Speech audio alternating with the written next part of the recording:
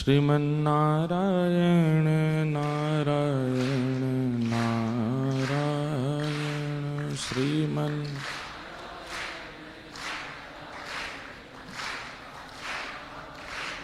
भजमन नारायण नारायण नारायण भजमन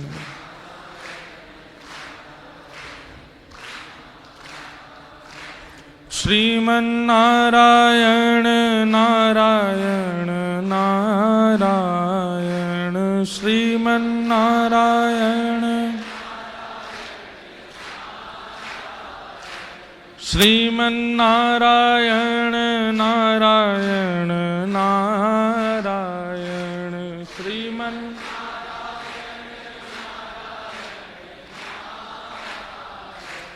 भजमन नारायण नारायण नारायण भजमन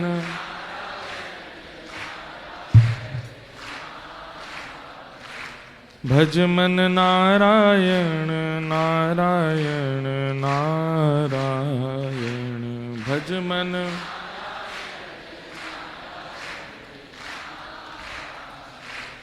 श्रीमन्नारायण नारायण नारायण श्रीमन्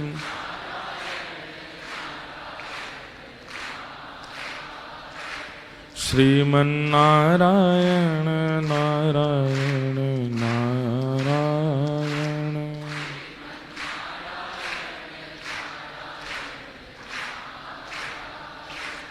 बद्री नारायण नारायण नारायण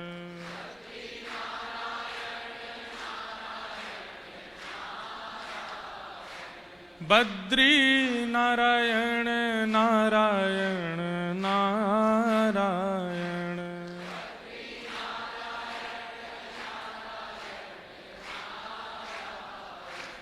श्रीमन्नारायण नारायण नारायण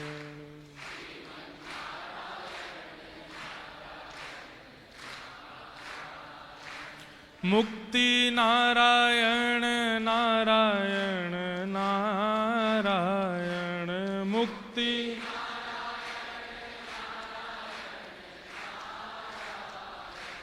मुक्ति नारायण नारायण नारायण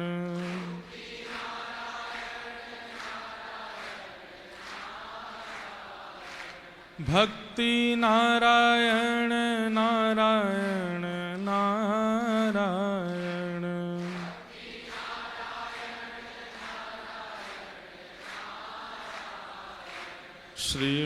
श्रीमन्नारायण नारायण नारायण श्रीमन्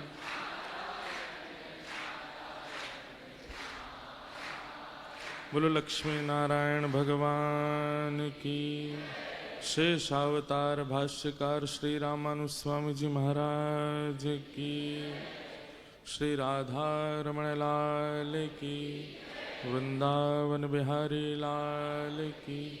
श्री राधा वल्लभ लाल की। सब संतन की, सब भक्तन की, सब विप्रन की जय जय श्री राधे। परमानंद की बात है, आज ठाकुर जी की कृपा से और गुरुदेव भगवान की आज्ञा से श्री वैष्णवी परंपरा, जिसमें व्यास मंच पर जब हम बैठे थे 20 जुलाई 2015, जिस दिन हमारा व्यास पूजन हुआ उसी दिन दीक्षा ग्रहण भी हुई। तो 20 जुलाई को हमको 10 वर्ष हो जाएंगे दीक्षा ग्रहण किए भी और व्यास मंच पर बैठे भी। 9 वर्ष का समय लग गया ये निर्णय लेने में कि हम दीक्षा दें। अभी तक दिशा की ही इच्छा रहती थी चित्त में कि दिशा देनी है, लेकिन दीक्षा का एक बहुत बड़ा दायित्व होता है। गुरु को जिसको वो दीक्षा दे रहे हैं उनके जीवन का एक बहुत बड़ा दायित्व गुरु संभालता है। इसलिए हम एक प्रकार से उससे निवृत्त रह रहे थे कि नहीं, बस दिशा ले लीजिए, अपने जीवन का दायित्व आप खुद संभालिए, हम केवल दिशा दे रहे हैं, बाकी आप सब संभालने का काम अपने आप करो। पर आचार्यों की आज्ञा, गुरुदेव भगवान की आज्ञा, सबकी बहुत आज्ञा, और फिर जहां जहां जाते वहां वैष्णव ऐसे ऐसे ताने मारते हमको कि आपने हमको ठाकुर जी का भाव दिया, ठाकुर जी का प्रेम दिया, और जब हम कह रहे हैं कि हमारा हाथ पकड़ के उनके सन्मुख ले जाइए तो आप हाथ खड़े कर देते हैं कि नहीं, वो नहीं करेंगे, वो तुम खुद करो। तो जिम्मेवारी जब आप बता रहे हैं तो धारण भी कर लीजिए। तो बड़ी मुश्किल से मन बन पाया। अभी भी हमको विश्वास तो नहीं हो रहा है कि हम इस स्थिति में आ गए कि हम दीक्षा दें। अभी भी मन में यही लग रहा है कि नहीं, ये अभी हम दिशा ही दे रहे हैं, दीक्षा का तो ऐसा नहीं। 3 दिन से हमको नींद ही नहीं आ रही है कि हम कैसे करें, क्या करें। बहुत बातें हैं, बंधुओं बहुत ध्यान से सुनिएगा कुछ बातों को। देखिए, उपदेश जो शिष्य को देना चाहिए वो हम दीक्षा के बाद देंगे, पर उससे पहले जो सावधानियां हैं वो हम पहले ही बता देते हैं। सबसे पहली बात, अभी भी अगर किंचित भी चित्त में ये भावना है कि हमको महाराज जी अच्छे लगते हैं, बस इनकी बातें अच्छी लगती हैं, इनकी कथा अच्छी लगती है, हम इनसे इंप्रेस्ड हैं, बस इसलिए हमको दीक्षा लेनी है, तो आप गलत कर रहे हो। नहीं, दीक्षा तब लेनी है जब ये विश्वास चित्त में आ चुका है कि ये कह देंगे वो मेरे लिए पत्थर की लकीर है। ये अगर आज्ञा कर देंगे कि इस नियम का धारण करना है, तो उस नियम को धारण करने में मुझे दूसरी बार विचार नहीं करना पड़ेगा।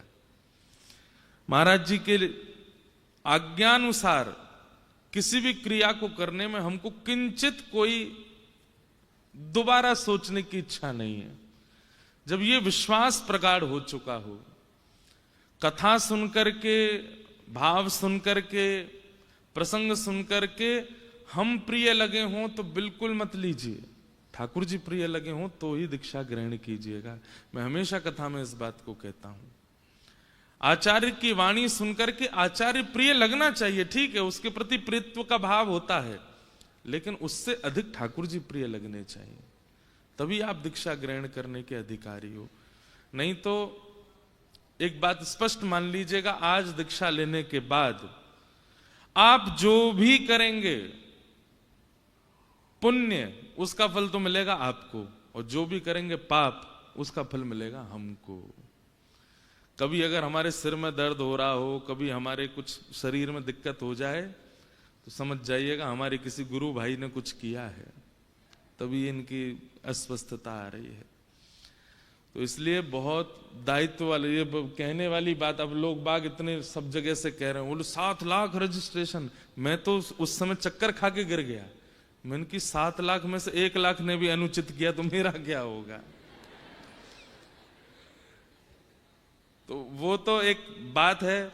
अभी भी जितने लोग बाहर खड़े हैं वो थोड़ी देर तो सुन लो भैया, फिर चले जाना। हाँ, दीक्षा के क्रम फिर वो जो यहाँ विराजमान है, क्योंकि अत्यंत गोपनीय रहस्य है, उसको ज्यादा प्रकाशित उद्घाटित नहीं करना है।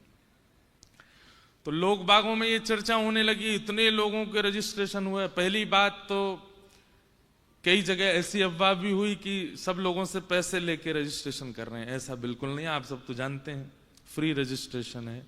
रजिस्ट्रेशन करने का कारण इसीलिए था क्योंकि मुझे कहीं ना कहीं अंदेशा था कि संख्या बहुत हो जाएगी, और रजिस्ट्रेशन एक प्रक्रिया है। हम मानवों का स्वभाव है कि हम प्रक्रिया से करने वाली चीजों में थोड़े आलसी हैं। सहज अगर हम बोल दें कि सीधे फोगला आश्रम आ जाओ, आके दीक्षा ले जाओ, तो यहां इतनी भीड़ होती कि तिल रखने की जगह नहीं। इसलिए हमने एक प्रक्रिया बनाई कि चलो थोड़ा आदमी को आरकस आएगा, आलस आएगा, तो जिसके मन में भाव नहीं है वो करेगा ही नहीं। तब जाके 7 लाख रजिस्ट्रेशन हुए। तो सोचो अगर हम वैसी खुली छूट देते तो क्या हालत होती। और मैं एक बात बहुत स्पष्टता से जानता हूं, इनमें से 40-45% लोग केवल प्रभाव देख करके करना चाह रहे हैं। हमारी पुनः पुनः प्रार्थना है आपसे, प्रभाव नहीं। आप गुरु के प्रति समर्पण लाइए, उनके स्वभाव से परिचित होइए। ठाकुर जी प्रिय लगने चाहिए वाणी से, विचार से, भाव से, कथा से, तो ही ये संबंध उचित होगा। तो उनमें से कुछ लोगों को चुना गया है। अभी ऐसा रखा गया है कि रजिस्ट्रेशन तो 2500 लोगों को हमने आमंत्रित यहाँ किया है। उसके बाद भी बहुत सारे बालक हैं, बहुत सारे युवा हैं, वो चाहते हैं। तो फिर सुबह सुबह यहाँ ऑफलाइन रजिस्ट्रेशन भी हो रहा है। संख्या भैया देखो, हमारे श्री वैष्णव संप्रदाय में ऐसा नहीं हम मंच से दीक्षा दे दें सबकी हो गई, नहीं। एक एक व्यक्ति को हमारे पास आना पड़ेगा और एक एक व्यक्ति की प्रक्रियाएं होंगी। उन प्रक्रियाओं के बाद ही वो दीक्षा अब हमको एक बहुत अच्छी बात लगी कि भाई अगर अपने शिष्य अथाह बनाने हैं तो सारे शॉर्टकट अपना लो। गुरु मंत्र माइक पे बोल देना, शंख चक्र सबको ऐसे ही 5-10 शंख चक्रों की मुद्रा बनवा दो, सबसे कह दो एक एक के जाके कंधे पे लगा दो। अगर बहुत संख्या में सबको दीक्षा देनी है तो फिर हम 5000 लोगों को भी दीक्षा 1 घंटे में दे सकते हैं। लेकिन एक बात बहुत जरूरी है कि हमको तो दीक्षा अब जीवन भर देनी है, आपकी तो एक ही बार होगी। तो आपकी वो जो एक बार होने वाली है उसमें शॉर्टकट नहीं है। उसमें ये शॉर्टकट नहीं चलेगा कि भाई माइक से बोल दिया, सबको शंख चक्र दे दिए और वहीं बैठ करके ले लो, हो गया काम, सब चलते बनो। ऐसे संख्या बढ़ाने वाली बात आ जाए तो महाराज हम एक दिन में 1 लाख लोगों को दीक्षा दे देंगे, लेकिन संख्या नहीं बढ़ानी है। मेरे लिए तो जीवन पड़ा है दीक्षा देने के लिए, आपके लिए तो एक ही बार का क्रम है ना, तो वो विधि से हो, विधान से हो, नियम से हो। अब तक हम आपके महाराज जी थे, अब तक हम आपके जो भी थे, अब हमारा आपसे संबंध हो गया, हम आपके हो जाएंगे, आप हमारे हो जाओगे। तो आज के बाद आप और हम अलग नहीं है। इसलिए ये पूरी, भाई किसी से विवाह करना हो ठीक है, आजकल शॉर्टकट चला है कि जो प्रिय लगता है उसके संग रहने लगो, उसके संग आनंद करो, लिविंग रिलेशनशिप में चले जाओ, पर उसको प्रमाणित विवाह तो नहीं माना जाता। प्रमाणित विवाह तो माता पिता की आज्ञा होगी, होम यज्ञ होगा, ब्राह्मणों के सन्मुख होगा, उसमें फेरे होंगे, देवताओं का आह्वान होगा, अग्नि सब संस्कार आदि सब होते हैं, पाणी ग्रहण संस्कार, तभी विवाह संपन्न माना, तभी वो पति पत्नी कहलाते हैं एक दूसरे के। ठीक वैसे ही इस संबंध में आप हमारे, अच्छा एक और बात, हम अपना शिष्य नहीं बना रहे हैं, हम अपने आचार्य परंपरा का शिष्य बना रहे हैं। हमारे मुख्य आचार्य कौन है? श्री रामानुजाचार्य जी महाराज, उनकी परंपरा में आपको दीक्षा दे रहे हैं। तो आपके मुख्य गुरु कौन है? रामानुजाचार्य जी। हम माध्यम बन रहे हैं, इसलिए रामानुजाचार्य जी प्रत्यक्ष रूप में नहीं है, इसलिए जिन्होंने हमें शंख चक्र प्रदान किए, तिलक प्रदान किया, वही हमारे लिए रामानुजाचार्य हैं, हम उनको प्रणाम कर रहे हैं। उस भाव से आप हमको देख सकते हैं। तो ये पूरा शिष्य परंपरा क्रम चलेगा। बंधुओं, कुछ विशेष जानकारी में लिख के लाया कि आप सबको पता होनी चाहिए। बाकी विशेष रामानुज परंपरा पर जो प्रवचन है, हमने आज तक अपने मंचों से सब परंपराओं की चर्चाएं की हैं, सबसे कम चर्चा अपनी परंपरा की है। अभी ये परंपरा की चर्चा केवल आप लोगों से होगी और किसी से नहीं होगी। अभी यहां पर हम केवल सूक्ष्म उपदेश दे रहे हैं, बाकी मूल परंपरा का आधार क्या है वो हम आपको गुप्त रूप से बताते रहा करेंगे। उसको जितना हो सके गोपनीय रखिएगा। मीराबाई कृष्ण की प्रिय थी, मीराबाई कृष्ण की दासी थी, मीराबाई कृष्ण की प्रियतमा बनना चाहती थी, पर उनकी जिह्वा पर नित्य नाम राम का रहता था। मीराबाई का गुरु मंत्र राम था, राम राम राम राम। मीराबाई राम राम जपती थी और ठाकुर जी को भजती थी। तो इसलिए ये गोपनीयता है। तो जो परंपरा के उपदेश होंगे वो बड़े अत्यंत गोपनीय हैं, वो आपको चित्त में धारण करके रखने हैं, सबसे शेयर नहीं करने हैं। दुनिया भर के अपने क्रमों की रील बनाइए, फोटो खींचिए, सब कीजिए, लेकिन इस गुरु परंपरा में आप कुछ मत कीजिएगा। इसको जितना हो सके गोपनीय रखिएगा, सबसे इसको शेयर मत कीजिएगा। हमारे हिंदू वैदिक परंपरा में, सनातन परंपरा में 4 परंपराएं हैं जिनसे दीक्षा लेने के लिए आज्ञा की गई है। कौन कौन सी? श्री, ब्रह्म, रुद्र और सनकादि। कितनी हैं? श्री, ब्रह्म, रुद्र और सनकादि। ये 4 परंपरा हैं। इन्हीं 4 परंपराओं में ही दीक्षा होती है। हमारी जो परंपरा है उसका नाम है श्री परंपरा। आज के बाद जब आप दीक्षा ग्रहण कर लेंगे तो आप श्री वैष्णव कहलाएंगे। कौन कहलाएंगे? श्री वैष्णव। कभी कोई पूछे कि आप किस परंपरा से हैं, तो पहली बात तो आपका स्वरूप बता देना चाहिए कि आप किस परंपरा से। फिर भी सामने वाला नहीं जानता, पूछे कि आपकी परंपरा क्या है, तो उनको कहना हमारी श्री परंपरा है। और श्री को कई लोग नहीं जानते। दक्षिण भारत में श्री परंपरा से आप सब समझ जाते हैं कि ये श्री परंपरा के हैं, परंतु अगर उत्तर भारत में कोई श्री परंपरा, तो कहना है श्री रामानुज संप्रदाय। कौन सी संप्रदाय? श्री परंपरा में, हमारी परंपरा में आचार्य स्वरूप शेषावतार श्री शेषनाग भगवान ही रामानुजाचार्य जी के रूप में आए और उन्हीं की परंपरा से इस पूरी परंपरा का नाम रामानुज परंपरा हुआ। नहीं तो ये श्री परंपरा है। ठीक है।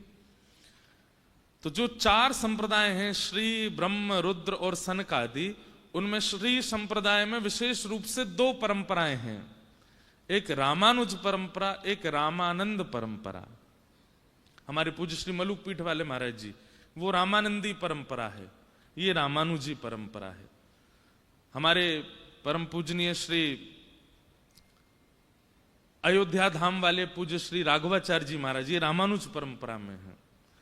हमारा वृंदावन का श्री रंग मंदिर, रंगनाथ मंदिर, ये हमारी परंपरा का। इसलिए आज के बाद आप लोगों का नियम रहेगा कि आप वृंदावन आइए, सब जगह जाइए, लेकिन यहां से निकलने से पूर्व आपको श्री रंग मंदिर जरूर जाना है, रंगनाथ भगवान का दर्शन करना है। वो आपके आचार्य हैं, वो आपकी परंपरा के इष्ट हैं। आज से आपके इष्ट रंगनाथ भगवान हैं, उनको प्रणाम करके जाना है। उसका विस्तार में और बताऊंगा कहां कहां हमारे इष्ट हैं। तो श्री परंपरा में रामानुज और रामानंद परंपरा विशेष रूप से है। दूसरी परंपरा है ब्रह्म परंपरा। ब्रह्म परंपरा में माध्व परंपरा है, जिनमें हमारे गौड़िया वैष्णवाचार्य होते हैं। तो माध्व परंपरा दक्षिण में है, उन्हीं की शाखा गौड़िया वैष्णव परंपरा हुई, जहां हरे कृष्ण महामंत्र की ज्यादा प्रधानता है। तो ये माध्व परंपरा है। श्री, ब्रह्म, अब तीसरे आए रुद्र।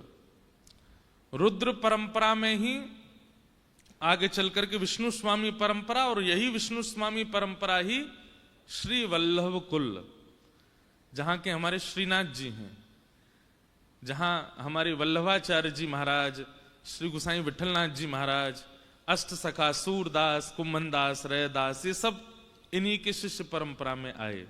तो वल्लभ कुल जो है ये रुद्र परंपरा के अंतर्गत है। और फिर हमारी चौथी परंपरा आती है सनकादि। सनकादि परंपरा में ही निम्बार्क संप्रदाय, और निम्बार्क संप्रदाय की ही शाखा आगे चल करके हमारे वृंदावन में हरिदासी, जो हरिदास परंपरा है, ये कहां से प्रारंभ हुई? ये निम्बार्क परंपरा से ही प्रारंभ हुई। तो ये 4 परंपरा हैं, श्री, ब्रह्म, रुद्र और सनकादि। हमारी परंपरा कौन सी है? श्री। अब ये याद रहेगी चीज। दूसरी बात, कई बार आपके मित्र गौड़िया हैं, आपके मित्र रामानंदी हैं, आपके मित्र किसी अन्य परंपरा में हैं, तो कई मतों में आपके में और उनके में भेद होगा। आपको चाहिए उनके मत का सम्मान कीजिए, लेकिन अपने मत का पालन कीजिए। कई बार ऐसा होता है कि आप दूसरे के मत को जब देखते हैं तो उसका मत प्रिय लगने लग जाता है, और उसकी प्रियता में आकर के आपको लगता है कि हमारे मत में तो ऐसा नहीं है, हम ये करके देख लें। नहीं, हमारी आप कथा सुनते हैं, हम हितरवंश महाप्रभु का चरित्र भी कहते हैं, स्वामी श्री हरदास जी का चरित्र भी कहते हैं, हम चैतन्य महाप्रभु के भाव भी सुनते हैं, हम शंकराचार्य जी के भाव भी सुनाते हैं, लेकिन पालन करने की जब बात आएगी तो अपनी परंपरा का पालन करेंगे जो हमारी परंपरा में निर्देशित है। समझ में आई बात? अब मान लीजिए आपका कोई हरिदासी मित्र है जो हरिदास परंपरा में है। अब हरिदास परंपरा का वो जो मित्र है, हरिदास परंपरा में एकादशी नहीं होती। अब वो तो खा रहे हैं आपके सामने रोटी चावल दाल सब्जी और आप व्रत करके बैठे हो। और क्या बताएं, हमारी परंपरा में तो एकादशी करनी पड़ती है भैया यार, हम भी तुम्हारे जैसे होते, खूब चकाचक खाते।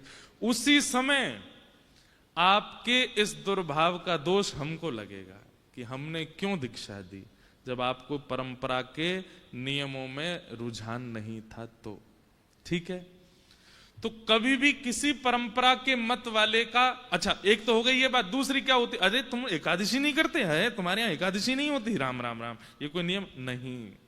किसी की अवहेलना भी नहीं करनी है और किसी की परंपरा पर रीझ करके अपनी परंपरा का त्याग भी नहीं करना है। ठीक है, अपना मानिए सबको जानिए, ये भाव होना चाहिए।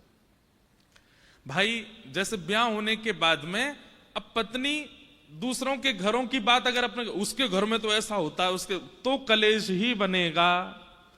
आपके घर का जो नियम है आप उसका पालन करो। कई 2-3 माताओं को मैंने देखा, उबासी आ रही है, कथा में उबासी ले लेना, इस उपदेश में उबासी मत लीजिएगा, यहां बिल्कुल सावधानी से बैठिए। ये हम बार बार सावधान इसलिए कर रहे हैं, आपका कुछ नहीं होगा, हमारी लाज रखना भैया, हाथ जोड़ के आपसे प्रार्थना है, बहुत ध्यान से सुनिए। तो सब परंपराओं का भाव रखिए, लेकिन अपनी परंपरा का। अब देखो, जैसे हमारी परंपरा में एक नियम है, क्या?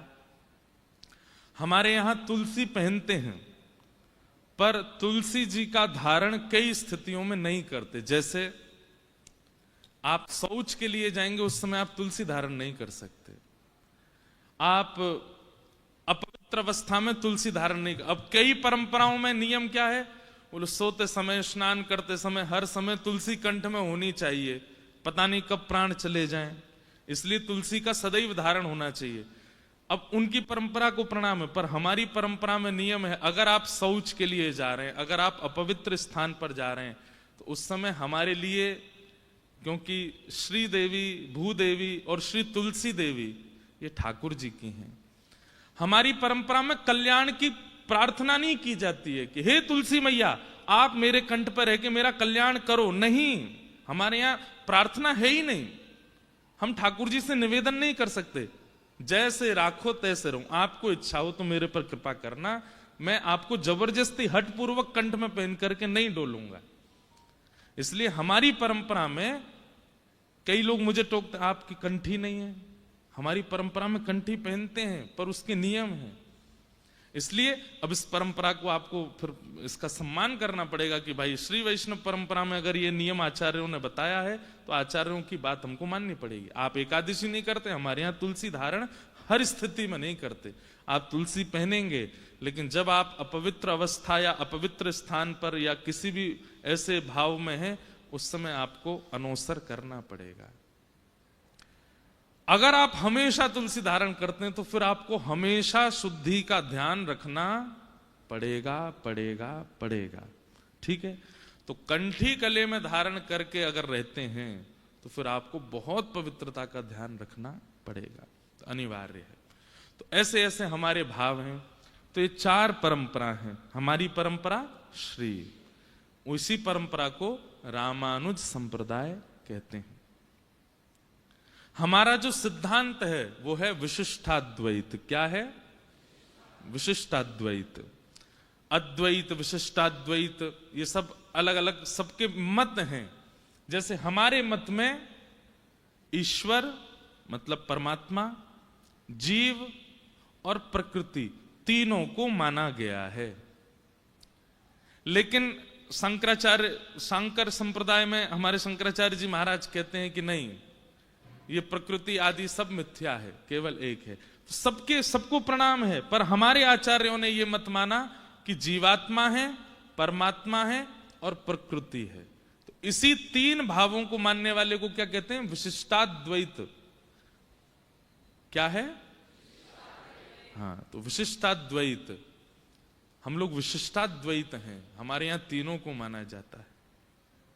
तो विशिष्टाद्वैत, ब्रह्म, जीव और प्रकृति। हमारे संप्रदाय का मूल ग्रंथ क्या है? श्री भाष्य। श्री रामानुजाचार्य जी महाराज ने श्री भाष्य की रचना की, श्री भाष्य किया। इसलिए हमारे संप्रदाय का जो मूल ग्रंथ है वो श्री भाष्य है। दक्षिण परंपरा में, दाक्षिणात्य जब आप जाएंगे तो वहां पर विशेष रूप से वाल्मीकि रामायण को प्रधान माना जाता है। हमारे यहां वाल्मीकि रामायण की प्रधानता है। हमारे 108 दिव्य देश हैं जहां दर्शन करने जाना चाहिए, पर 108 अगर आप नहीं जा सकते हो तो ये कुछ प्रमुख स्थान हैं, साल में एक बार इन स्थानों का दर्शन अनिवार्य है, जाना पड़ेगा। सबसे पहला श्रीरंगम। श्रीरंगम कहां है? त्रिवेंद्रम, तिरुचि के पास में श्रीरंगम। वहां पर रंगनाथ भगवान शेष शैया पर पौड़े हुए हैं। आप वृंदावन उपासना कीजिए, वृंदावन की उपासना, ये हमारे हृदय का भाव है, पर अपने इष्ट को प्रणाम करने एक बार जाना पड़ेगा। जो गांव में रहने वाले लोग हैं, शहर में आ जाते हैं तो एक आध बार गांव तो जाते ही हैं अपनी परंपरा का निर्वहन करने के लिए। तो ठीक वैसे ही वृंदावन आते जाते रहिए, यहां तो पूरे साल ही आना जाना है, सब करना है, पर एक बार समय मिलने पर इन कुछ स्थानों के दर्शन जरूर करने हैं। पहला तिरुचि के पास में श्रीरंगम, दूसरा तिरुपति में विराजमान श्री वेंकटेश भगवान, तिरुपति बालाजी। तिरुपति बालाजी हमारे गुरु भाई हो जाएंगे आज के बाद में। हमारे ठाकुर जी से 4 संबंध रामानुजाचार्य जी के हैं, पिता, पुत्र, गुरु और शिष्य। ये रामानुजाचार्य जी के 4 संबंध ठाकुर जी से हैं। तो जब कभी भी आप तिरुपति जाइए, तिरुपति बालाजी का दर्शन कीजिए, तो आप उनको एक बार ये कह सकते हैं, गुरु भाई जय श्रीमन नारायण। हाँ, क्योंकि तिरुपति बालाजी ने शंख चक्र ग्रहण किया रामानुजाचार्य जी से। तो दूसरा स्थान हमारे संप्रदाय का प्रमुख कौन सा है? तिरुपति बालाजी, आंध्र प्रदेश में। तीसरा कांचीपुरम। कांचीपुरम में श्री वरदराज भगवान विराजमान है।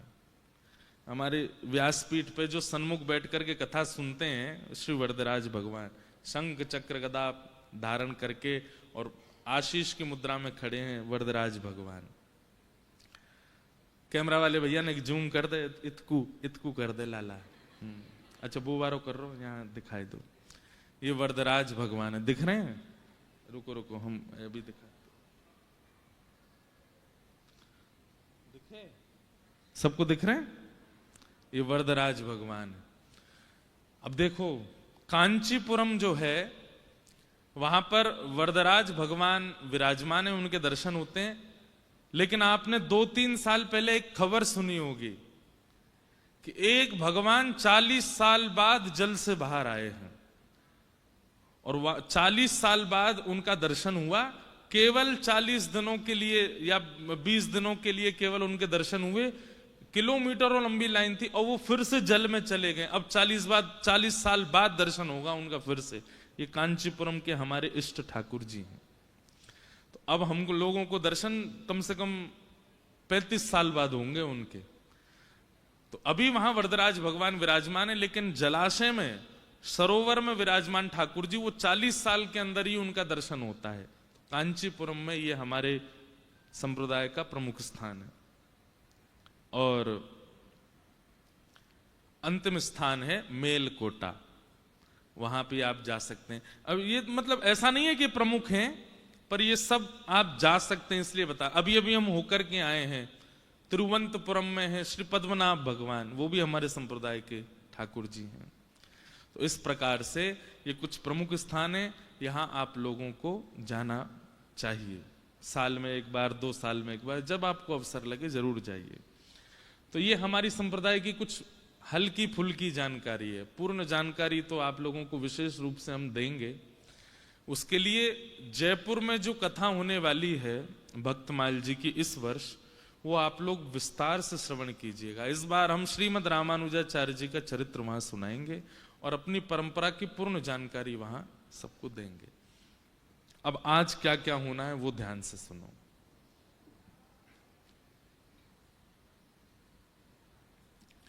हमारे श्री वैष्णव संप्रदाय में 5 संस्कार होते हैं।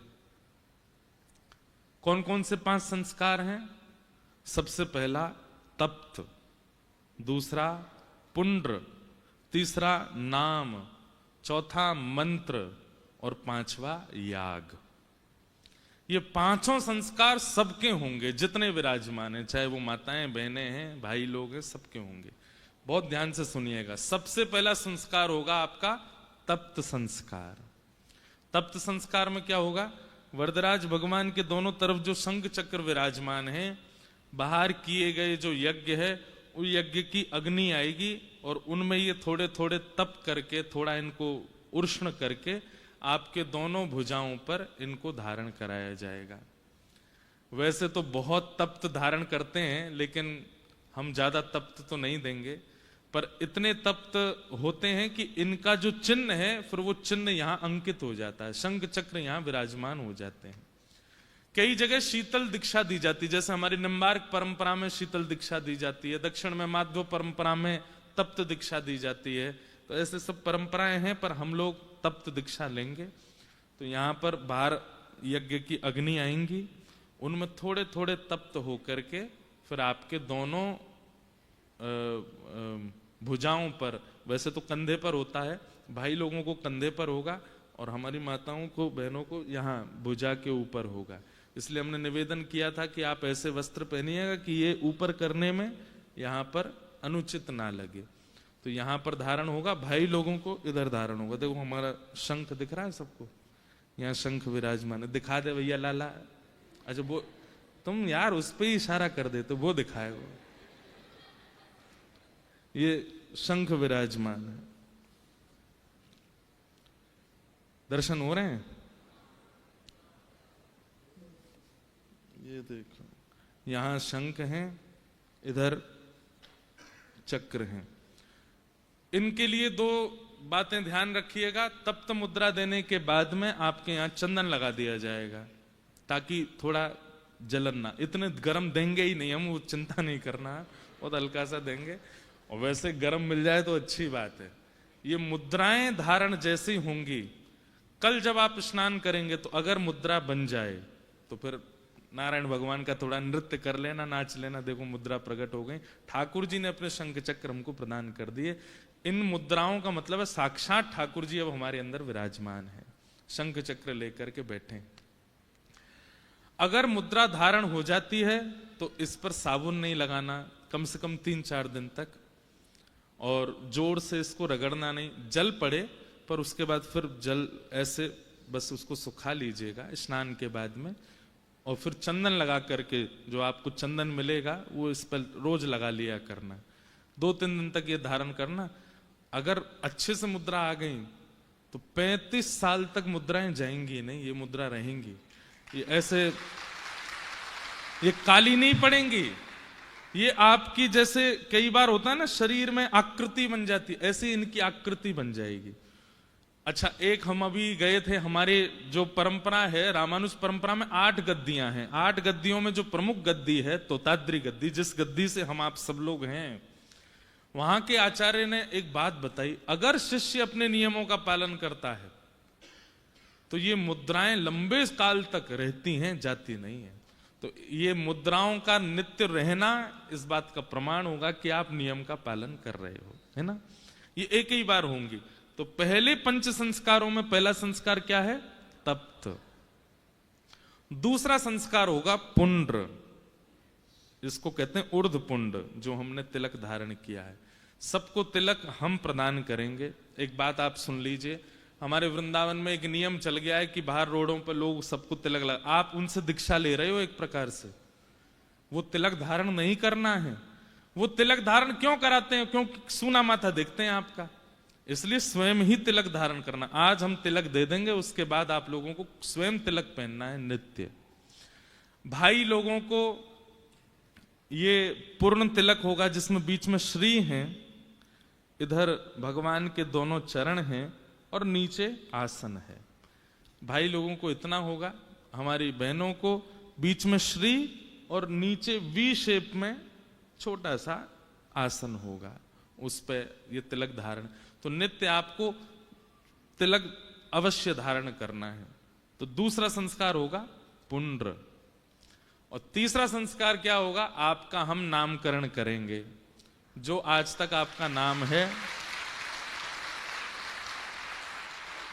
जो आपका नाम है आकर के यहां बताओगे हमारा ये नाम है। फिर या तो हम उसी नाम को थोड़ा मॉडिफाई कर देंगे अपनी परंपरा के अनुसार। जब कभी भी आप ठाकुर जी के सन्मुख जाओगे तो फिर अपने उसी नाम को बोल करके प्रणाम करना। आपका नाम वही रहेगा जो आपका है, पर गुरु ने जो आपको नाम दिया है, जब जब गुरु जी के सामने आना है या जब जब आचार्य सन्निधि जाने है, जब जब ठाकुर जी के सन्मुख जाना है, अपना वही नाम लेना है जो गुरु जी ने दिया है, जो गुरु आज्ञा से मिला है। तो पंच संस्कारों में पहला संस्कार तप्त, दूसरा संस्कार पुंड्र, तीसरा संस्कार नाम, और चौथा संस्कार होगा मंत्र।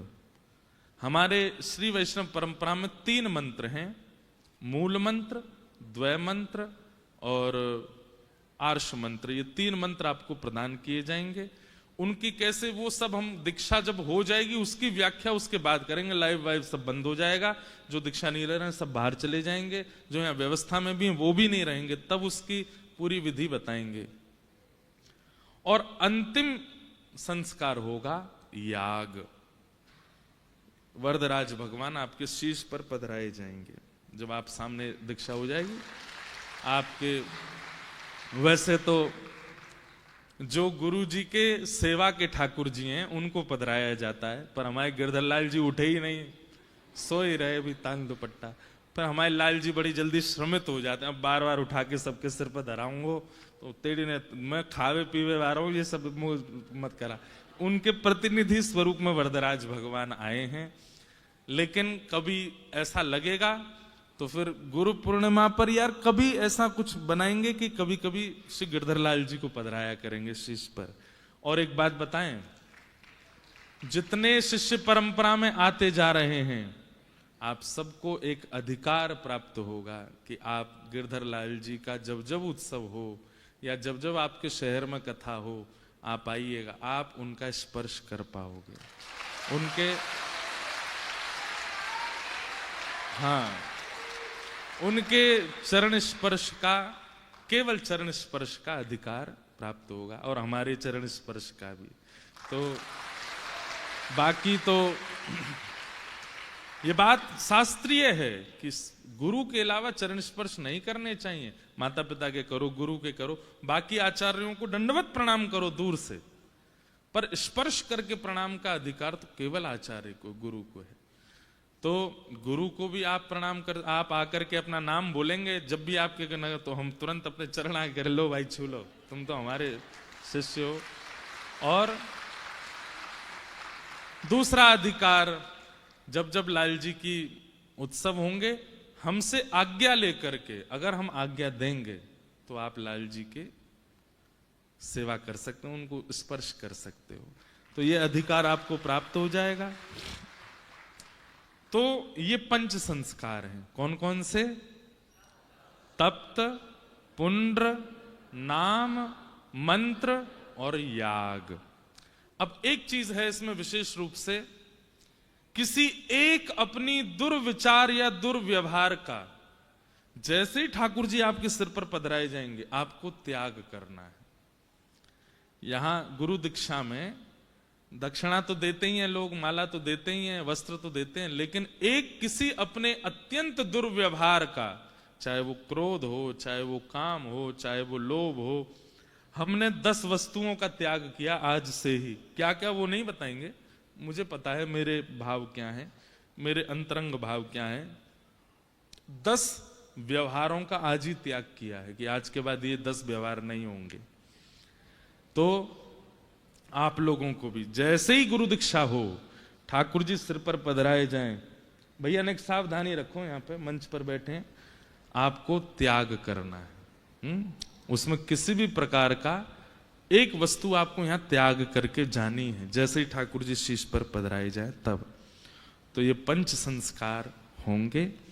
अब हम विलंब नहीं करेंगे, इतने लोगों में भी हमको बहुत समय लग जाना है, इसलिए हम जल्दी जल्दी शुरू करते हैं। कैमरा वाले भैयाओं से हमारी प्रार्थना है, जब कोई मंच पर आवे, आप बैठे, हम मंत्र दें तब दूर से दिखाइएगा, पर शंख चक्र पधराए जा रहे हों, तिलक पधराए जा रहे हों, उस समय किसी का वीडियो नहीं बनाना है, किसी का कुछ नहीं करना है। संस्कार हो जाने के बाद फिर हम उपदेश करेंगे। उस उपदेश को बहुत ध्यान से सुनिएगा। हमारे मंत्रों की विधि, मंत्रों का नियम सब बहुत, अगर उपदेश आपने नहीं सुना तो फिर इसका आधा जो लाभ है वो नहीं मिल पाएगा। इसलिए उपदेश बहुत ध्यान से सुनना है, वो होगा दीक्षा के बाद। अब कितना समय हो गया? 10:10 होने वाले हैं। अब हम शुरू करते हैं। अब कथा 2 बजे तक का आज क्रम होगा। 2 बजे तक जितने लोग हो जाएंगे वो लोग सावधानी से ले लीजिएगा। 2 बजे जितने लोग रह जाएंगे बिल्कुल निराश नहीं होना, कल उन्हीं से ही प्रारंभ किया जाएगा, जो रह जाएंगे वहां से। और मैं एक बार पिताजी और आचार्यों से आज्ञा लूंगा, अगर शाम के लिए आज्ञा दे देंगे कि शाम को भी दे सकते हैं, तो फिर शाम को हम प्रवचन तो वैसे ही बहुत कर देते हैं, हम दीक्षा ही दे देंगे। इन 3 दिनों में हमको आप सब लोगों को भगवत शरणागति देनी है, तो इसलिए अब आप सब लोग ध्यान से आइएगा। अब बैठ जाओ। पहली बात, आप लोग अब मौन धारण कर लेंगे, अब बोलना नहीं है।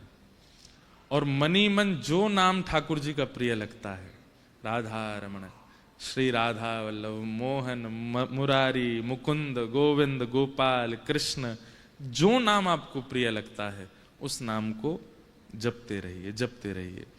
मंच पर आइएगा। दीक्षा ग्रहण करते समय, तप्त मुद्रा धारण करते समय दोनों हाथ जोड़ करके ठाकुर जी के श्री युगल चरणारविंदों का स्मरण कीजिएगा और स्मरण करते हुए भगवत शरणागति ग्रहण कीजिएगा। ये बहुत बड़े सौभाग्य है मेरा और आपका कि आज हम इस संबंध में बंध रहे हैं। अब आज से आप हमारे कुछ हो जाओगे, हम आपके कुछ हो जाएंगे, ये संबंध हो जाएगा और विशेष रूप से हम दोनों ही ठाकुर जी के हो जाएंगे। तो बस अब इस परंपरा में हम आगे चलेंगे। यहां आकर के दीक्षा ग्रहण करने के बाद पादुका, वैसे तो हमको बहुत मन में लग रहा है लेकिन करवानी पड़ेगी, पादुका प्रणाम करना। फिर जाके जो पीछे वाली डी खाली रखी है वहां बैठिएगा। कम से कम 11 और ज्यादा से ज्यादा 108 आपको गुरु मंत्र का जाप करना, उसी के बाद ही बाहर जाइएगा यहां से, ठीक है? बिना गुरु मंत्र की। अब प्रसाद आज यहीं पाइएगा, चकाचक गुरु जी के जेब से खर्चा हो रहे हैं, चकाचक पाके जाओ। और जितने भी लोग बाहर खड़े हैं, अब आप सबसे प्रार्थना, आप सब लोग प्रस्थान करो, अपना दर्शन करो, नियम करो, आनंद करो, जो कर रहे हो सब लोग करो भाव से। और बाकी अब यहाँ क्रम होगा, सब लोग आते जाएंगे, बहुत सावधानी। और जितने भी व्यवस्था के भी लोग हैं, आप सब लोगों का भी मूल मंत्र मुख पे चलते रहना चाहिए। आप सब लोग दीक्षित हैं, यहाँ कोई भी ऐसा नहीं है जिसकी दीक्षा नहीं हुई। जिनकी दीक्षा नहीं हुई है वो भगवान नाम गाओ, लेकिन जिन जिन लोगों की दीक्षा हो गई है, अनुज जी हैं, अंकुश जी हैं, रामसाई जी हैं, राजीव जी हैं, जितने भी हमारे वैष्णव, जितने भी व्यवस्था कर्मी हैं, सब अपने मूल मंत्र का जाप करते रहिए। भैया इतने रुक जाओ, इसको बाहर ले जाओ, पहले ही डरा रहे हो यार वैसे तुम सबको। ये धुआं बिल्कुल कम करके लाइए और वो उनको सुलगा के लाओ भाव से। यहाँ पर हमारे 2-4 ब्राह्मण बैठ करके विष्णु सहस्रनाम, गोपाल सहस्रनाम का पाठ शुरू कर दीजिए। सबके मुख से केवल गुरु मंत्र का जाप चलता रहे, मौन अवस्था में ही सबको भेजते रहिएगा। जिन भी भाई लोगों ने, वैसे सबने वस्त्र ठीक ही पहने, माताएं बहनें बस थोड़ी भुजा का ये वस्त्र ऊपर कर लेंगे जब ऊपर आएंगे, और बड़े समर्पण भाव से, धैर्य भाव से भगवत स्मरण करते हुए आज ये दीक्षा ग्रहण कीजिए। बोलो वृंदावन बिहारी लाल की, श्री राधा रमण लाल की। नहीं, आप ही स्पर्श करेंगे और कोई स्पर्श नहीं करेगा। जितने वैष्णव हैं धोती वाले ही स्पर्श करेंगे सब शिष्यों का, और कोई उनको ना निर्देशन ना कोई, आप ही लोग सब संभालिए नीचे। सब लोग आते जाइएगा। अब यहाँ विष्णु सहस्रनाम का पाठ प्रारंभ करिए।